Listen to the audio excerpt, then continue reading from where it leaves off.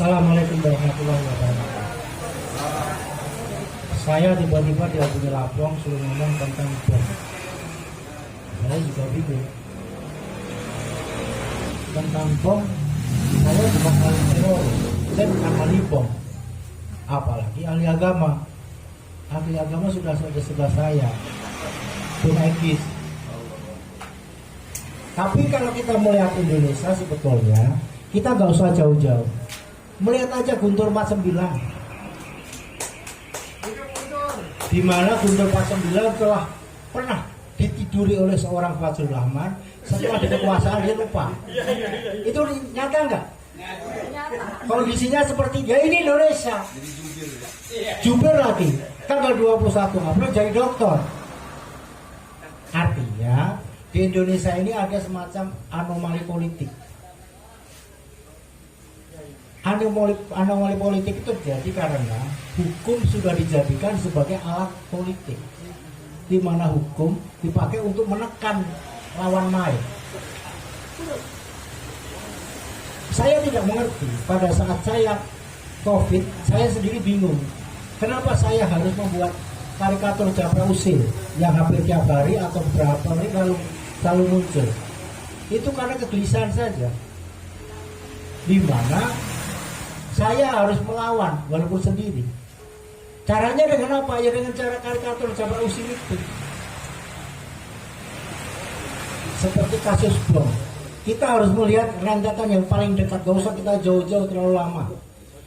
Kita lihat ketika seorang Muldoko mengambil alih KLB Demokrat, dia mengatakan di Instagram mereka bahwa dia akan di dalam Demokrat ada radikalisme. Ada radikal untuk mencapai tahun politik 2024. Beberapa kali kemudian ada bom di Makassar. Ini sebenarnya sinyal saja. Ini dihubung-hubungkan saja kalau saya. Sehingga pada saat kejadian bom, isu tentang Demokrat KLB abal-abal itu beritanya jadi turun. Itu fakta yang terjadi. Kalau terjadi sekarang ini yang ada adalah semua seperti arakan oleh Egy Sujana tadi adalah memang sebuah skenario by design. Inilah kegagalan aparat dan intelijen dalam menanggulangi terorisme. Keuntungannya apa? Keuntungannya adalah anggaran akan naik, minta 44,4 triliun. Itu intinya sebetulnya di situ. Bukan menyelesaikan persoalan terorisme, cari duit, tapi anggarannya. Logika orang akan mengatakan bahwa kenapa munculnya bom terorisme, rakyat justru menjadi sinis, tidak terlalu berlebihan. Sama ketika waktu Dr. Azhari dan Nurdin M. Top melakukan itu, beda kan? Ini yang kita amati seperti itu. Kasus Saganda, kasus Jumhur, kasus Anton, tuduhannya adalah melanggar undang-undang ITE, penghasutan. Tuntutannya di luar undang-undang ITE, yaitu diskusi dari WA Group kami, WA Groupnya dia di mana-mana. Sehingga yang terjadi tidak lagi menjadi tuntutan undang-undang ITE dan dituntut oleh jaksa 6 tahun menurut pasal KUHP. Ini yang berbeda karena kesaksian, hampir kesaksian yang dihadirkan tidak dituntut sama sekali. Mosok tiba-tiba ketua cyber kerjanya jadi kurir, hashtag aja nggak tahu. Sampai ahli bahasa didatangkan dari UPI Bandung, itu di pengadilannya dia itu sampai stroke karena pertanyaan para pengacara yang sangat hebat. Stroke, bener stroke. Jalannya sudah nggak pakai sepatu lagi, sudah pincang itu. Ya memang karena dia berhadapan dengan hati nurani berbeda. Itu realitas. Ada hal yang terjadi lagi. Ketika rakyat melakukan kebohongan di dalam ITE ditangkap. Tapi ketika Jokowi melakukan kebohongan terhadap 3 tahun tidak impor, didiamkan saja. Ini kan anomali politik yang terjadi. Yang saya katakan tadi, hukum akan selalu berpijak kepada lawan politiknya. Saya kembali lagi ke soal itu, bahwa salah satu hal yang menarik dari politik Indonesia itu adalah memang penguasa itu selalu sekarang memanfaatkan pilar aparat sebagai satu kekuatan mereka. Kita harus melihat bagaimana ketika seorang Gibran yang maaf tidak punya track record apapun tiba-tiba menjadi sosok menarik bagi para politisi. Pertanyaan kita, apa yang dia punyai pemikiran tentang kebangsaan dan negara, yang itu harus disampaikan secara luas. Yang kedua, yang menarik lagi, semua isu yang terjadi itu adalah sebetulnya menutup kasus bansos. Karena Jokowi dan Megawati sudah 1 tahun tidak ngomong-ngomong lagi. Kayaknya ada info Jaksa Agung akan diganti nanti. Itu orangnya Jokowi, tapi itu info. Benar atau tidak kan kita tidak tahu.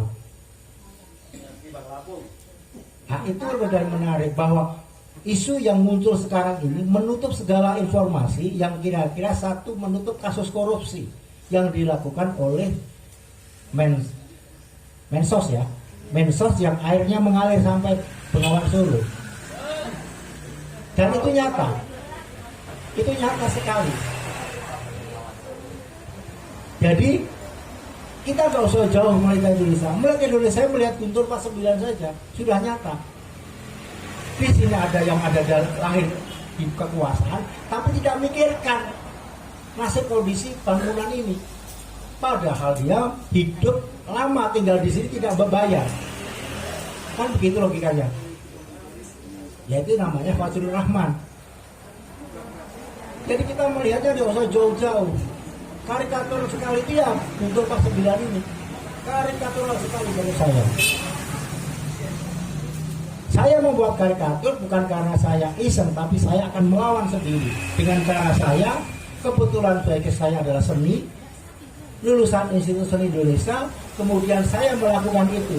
Seperti Magar Bebaskan Saja ini saya buat untuk melakukan perlawanan terhadap peradilan sesat itu. Kita harus mampu menunjukkan diri kita untuk melawan dengan cara apapun. Kalau bahasanya ID adalah menyerbu, ya ayo kita serbu bareng. Kalau bahasanya Mas Heri gebuk, ya ayo gebuk bareng. Jangan kemudian kita susah payah hanya membuat kelompok masing-masing. Dan kelompok itu hanya ada di spanduk. Tidak ada orangnya. Itu harus kita tunjukkan gitu loh. Itu yang kita tunjukkan, bahwa melawan itu bukan hanya spanduk, bukan papan nama, tapi orang.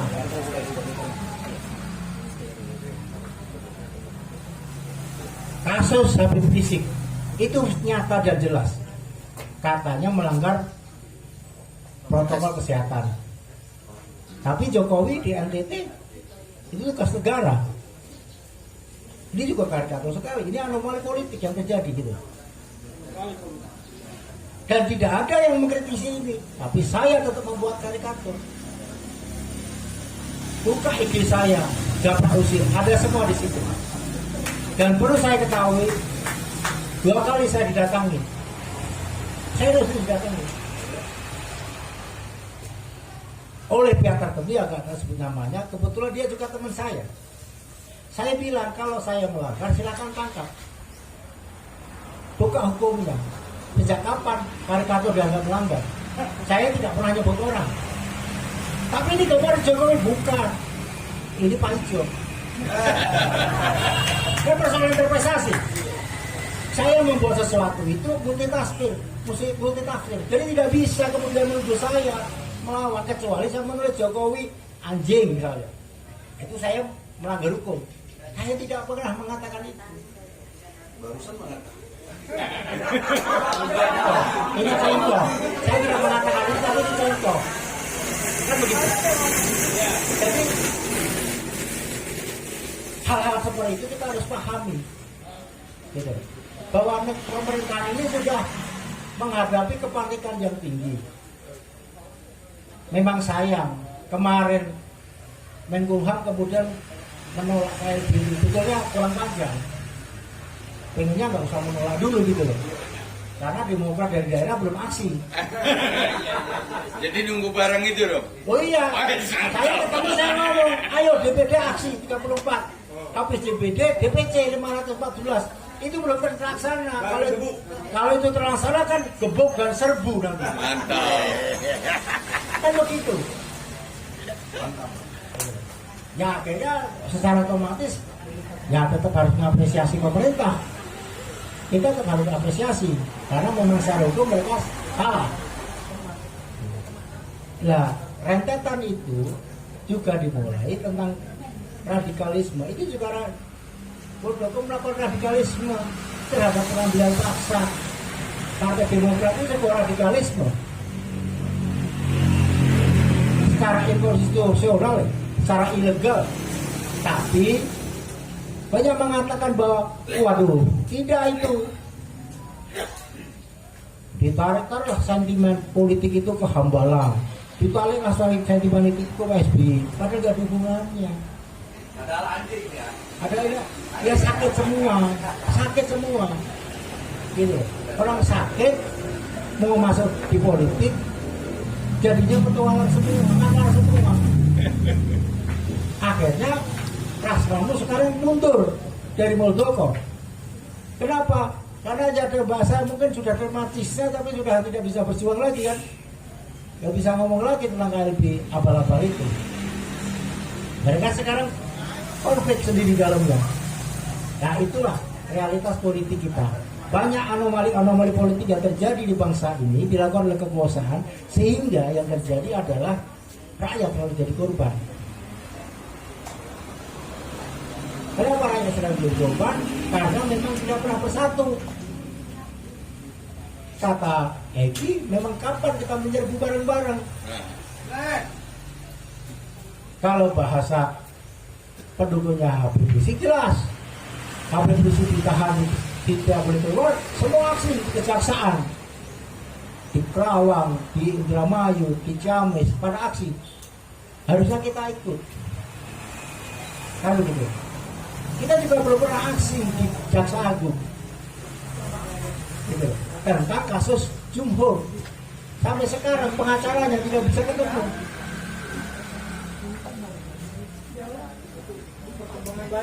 Iya, pengacaranya tidak bisa ketemu.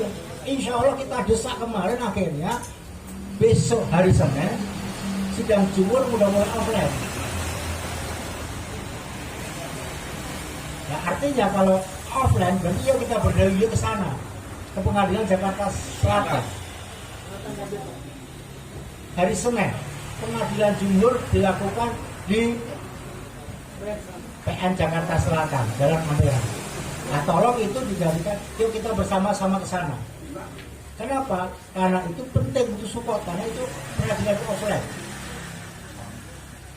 Kalau tidak datang lagi, mundur lagi, karena pengacara selalu menolak. Hakim sudah mengatakan dihadirkan, tapi jaksa menolak, karena jaksanya itu titipan dari Kejaksaan Agung semua. Itu realitas yang terjadi. Anton juga sama saja, tidak bisa offline. Saganda juga tidak bisa offline. Tapi kalau kita bareng-bareng memenuhi sebuah peradilan itu, insya Allah akan memberi support semangat pada Jumhur. Karena apa? Karena mereka pada dasarnya bingung terhadap peradilan itu. Saya pikir itu ya, Bung Niko. Semoga kita bersama-sama berpikir, berjuang bersama untuk kepentingan bersama, bukan untuk kepentingan kita sendiri. Terima kasih. Wassalamualaikum warahmatullahi wabarakatuh.